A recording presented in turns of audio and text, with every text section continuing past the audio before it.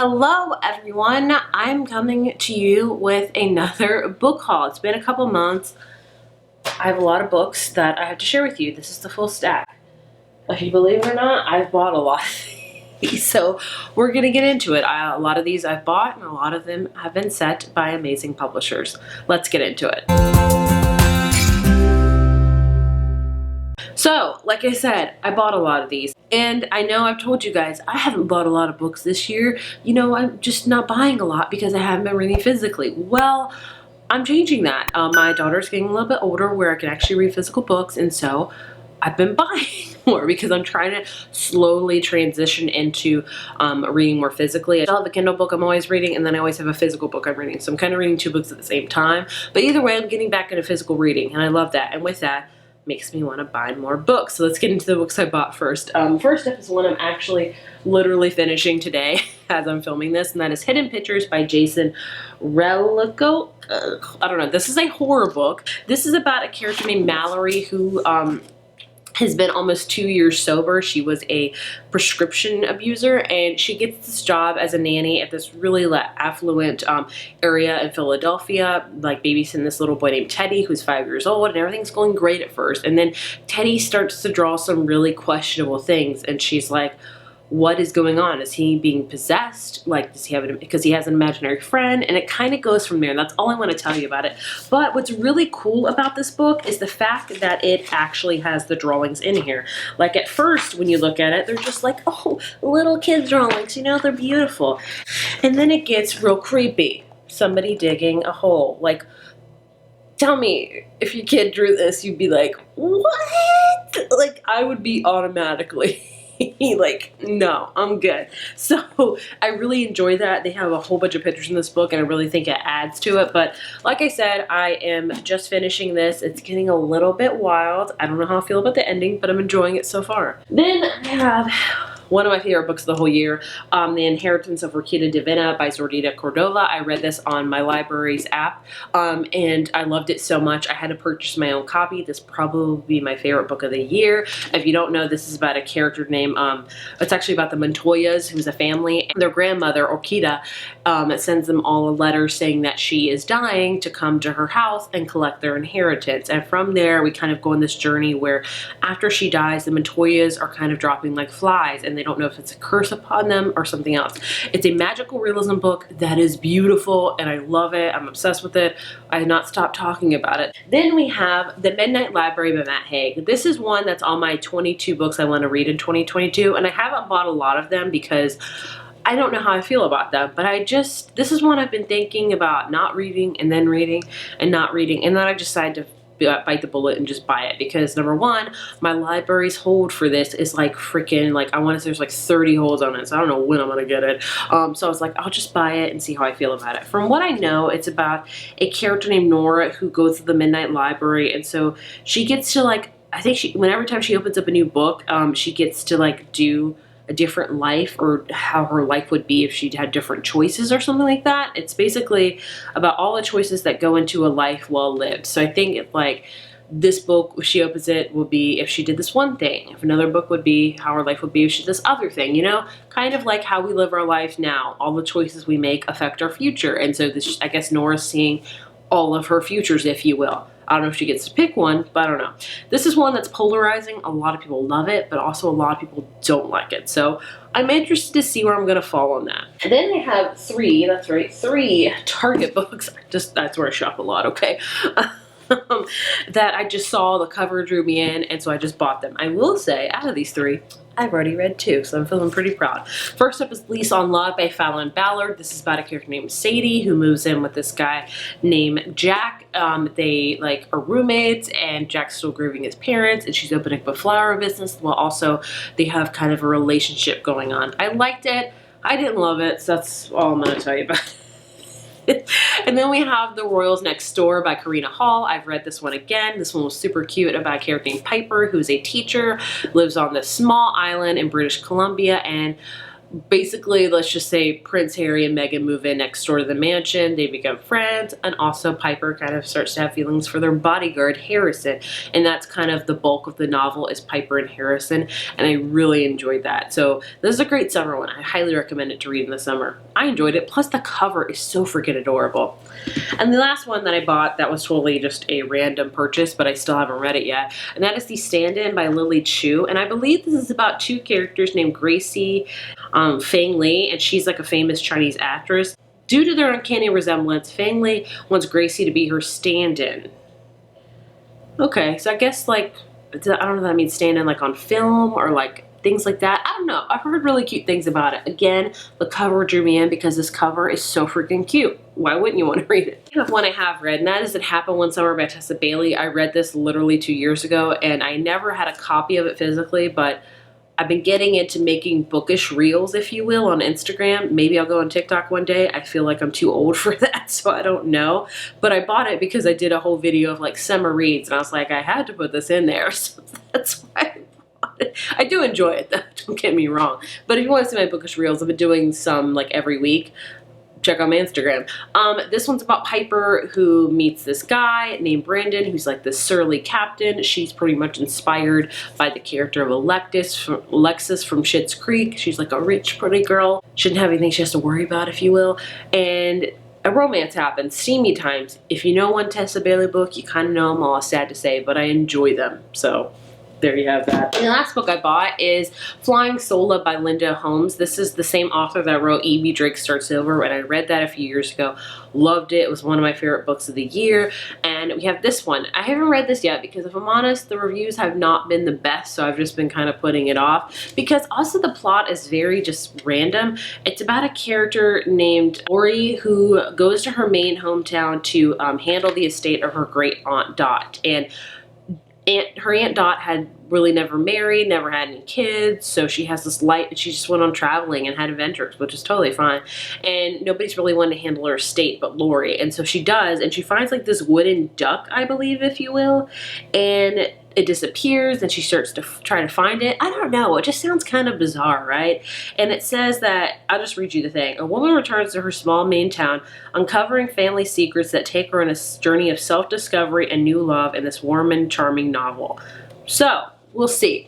I'll read it soon, I promise you that. But I just thought, I was like, we're going to center this around a wooden duck. But I mean, whatever. It could be amazing. I could love it. I wouldn't be surprised because I loved her other book. So time will tell, as I famously say too much. This big old stack was sent to me by publishers, so thank you. First up from Simon Teen. You can barely see this because of the light, I apologize. But it is The Summer I Turned Pretty by Jenny Han.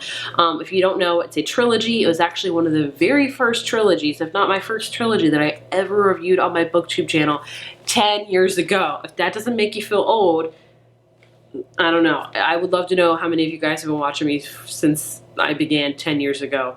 If so, you've probably watched me age poorly. But at least my videos have gotten better in quality, at least. There's also, if you don't know, it has its own TV show on Prime. I'm halfway through.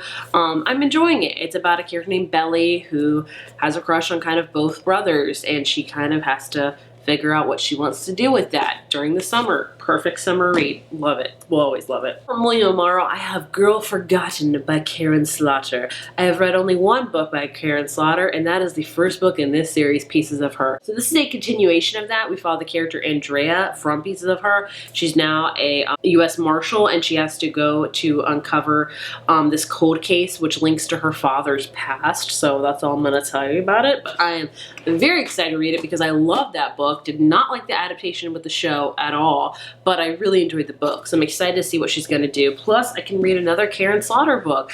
If you might be like, you can read other ones, Heather. I've heard they're way too graphic for me, and I'm scared. I have one that I have read, and that is Every Summer After by Carly Fortune, sent to me by Berkeley. This is about a character named Percy whose family buys this lake house at this really small kind of lake house town, or lake town, I guess you could say. She meets the guy next door, Sam, and they become friends, and then maybe more. And this book goes back in time to like 10 summers ago, 12 summers ago, and to now, because she is back in town at this town where Sam's mom has passed away, and they haven't talked in like 12 years, so it's finally time for them to hash it out, to talk about things, about what happened, and It's kind of your epic, grand, sweeping love story of friends becoming lovers. Something happened and now they're back together again to talk about it. I really enjoyed it personally. I really loved it. It reminded me a lot of Love and Other Words by Christina Lauren.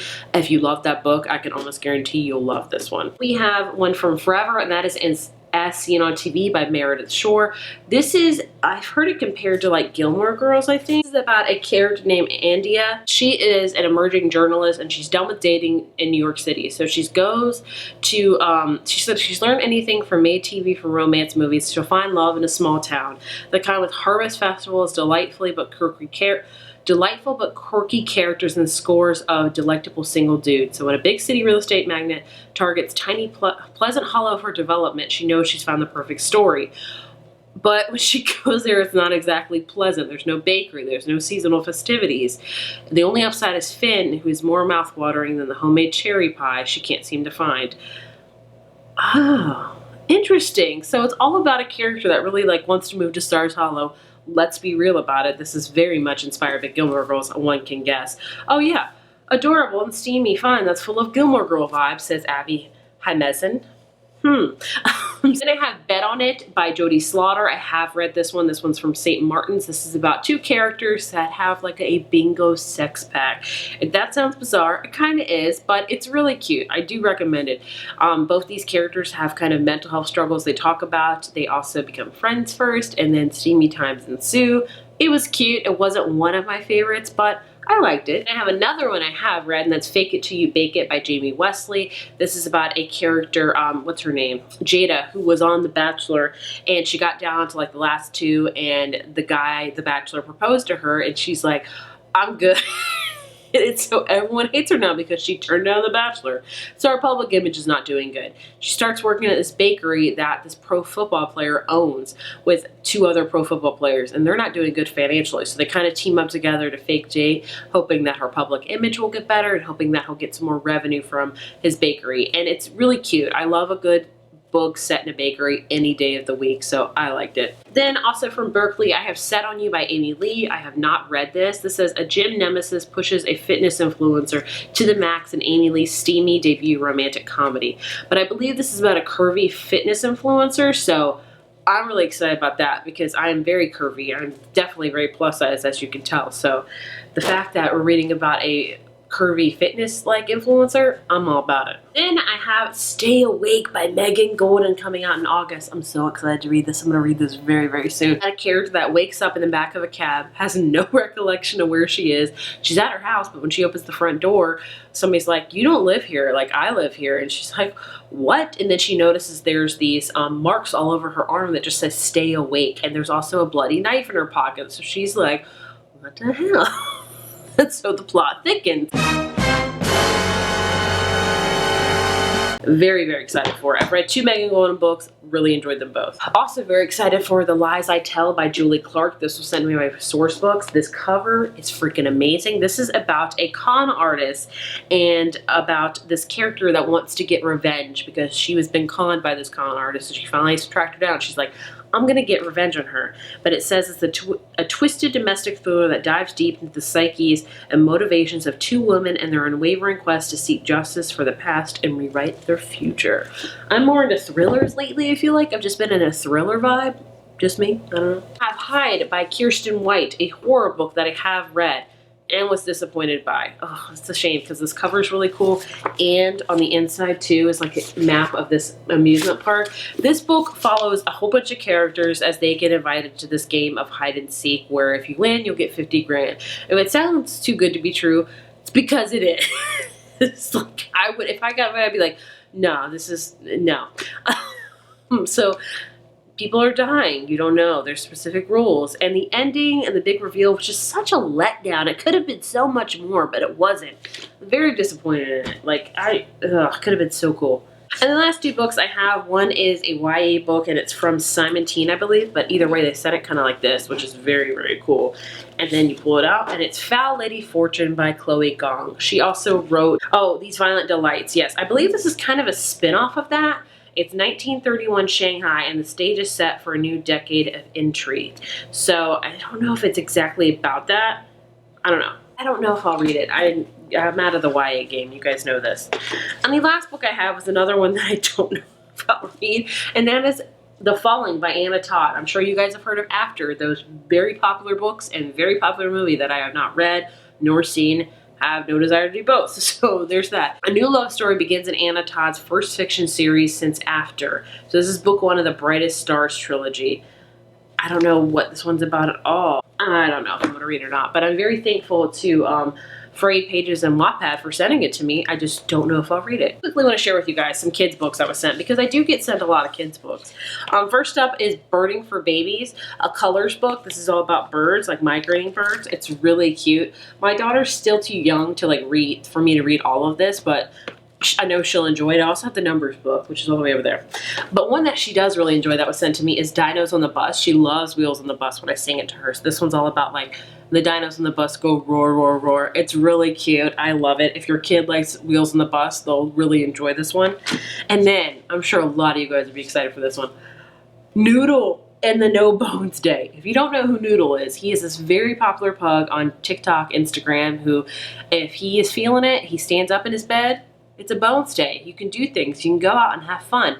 But if he's if his owner sits him up and he flops back down, it's a no bones day. It's time to chill. And so he wrote a book about it. So I'm so grateful to be sent it, because it is so adorable. I can't wait to read this to my children. And the last one I have is If the World Were 100 Animals. This is a visual guide to Earth's amazing creatures. My son loves animals, so this one's still kind of out of his wheelhouse. He's a little bit too young, or he's just not quite ready for it yet. But if I ever have books like that where I get sent, I save them for when he is ready. But either way, I'm so grateful to get kids books as well, because my kids have a library almost matching my own, and I am very thankful for that. So there you have all of the books I bought and received. If you know about any of these, if you've read any of them, please let me know in the comments below. As you can tell with this, I've got a lot of reading to do, so I'm gonna go do just that. I'll see you guys in my next video.